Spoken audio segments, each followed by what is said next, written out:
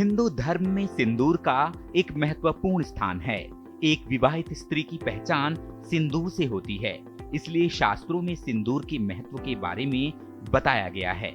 हिंदू धर्म में स्त्रियों का मांग में सिंदूर सजाना सुहागिन होने का और सौभाग्य का प्रतीक माना जाता है। कहा जाता है कि मांग में सिंदूर भरने से पति की आयु बढ़ती है और स्त्री की सौभाग्य में वृद्धि होती है।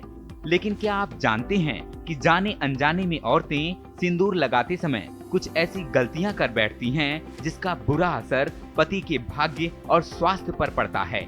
आज हम आपको सिंदूर लगाते समय क्या क्या सावधानियां बरतनी चाहिए और सिंदूर लगाते समय किन किन बातों का ध्यान रखना चाहिए, इसके बारे में बताने जा रहे हैं।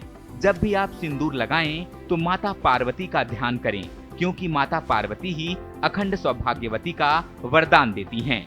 आजकल अक्सर देखने को मिलता है कि महिलाएं फैशन के कारण सिंदूर तो बस दिखाने के लिए ही थोड़ा सा लगाती हैं, जो बिल्कुल गलत है। आपकी इस आदत का खामियाजा आपके पति को भुगतना पड़ सकता है, इसलिए सिंदूर को हमेशा लंबा लगाना चाहिए। इससे पति की आयु लंबी होती है। शास्त्रों के अनुसार सिंदूर मांग में दिखाई भी देना चाहिए। सिंदूर छिपाने से पति को मान सम्मान नहीं मिलता। सुहागन महिलाओं को हमेशा नाक की सीध में सिंदूर लगाना चाहिए।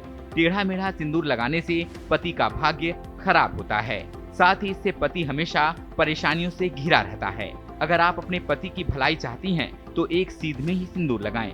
कामकाजी महिलाएं कई बार सिंदूर नहीं लगा पाती हैं, लेकिन वो किसी तीज त्योहार पर सिंदूर जरूर लगाएं। हालांकि कोशिश करें कि आप रोज सिंदूर लगाएं, क्योंकि इससे पति पत्नी में प्यार बढ़ता है। सिंदूर सुबह सुबह उठकर ना लगाएं, बल्कि सुबह उठकर नित्य क्रियाकर्म करके और कुछ खाकर ही सिंदूर लगाएं। सिंदूर लगाते समय अपने सिर पर पल्लू जरूर डालें। सिंदूर को सबके सामने नहीं लगाना चाहिए, बल्कि इसे एकांत में ही लगाएं। महिलाएं इस बात का बेहद ही ख्याल रखें कि दूसरी महिला का सिंदूर कभी भी ना लगाएं और ना ही किसी को अपना सिंदूर दें। इससे पति का प्यार बंट जाता है।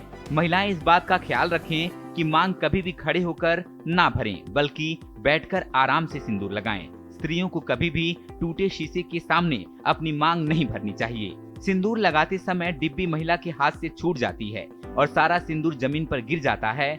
ऐसे में महिलाएं उस गिरे हुए सिंदूर को वापस डिब्बी में भर देती हैं और दोबारा लगाना शुरू कर देती हैं। ऐसा करना अपशकुन होता है। ऐसा कभी भी ना करें। जब एक बार सिंदूर जमीन पर गिर जाए तो वो अपवित्र हो जाता है। इसे दोबारा इस्तेमाल नहीं करना चाहिए।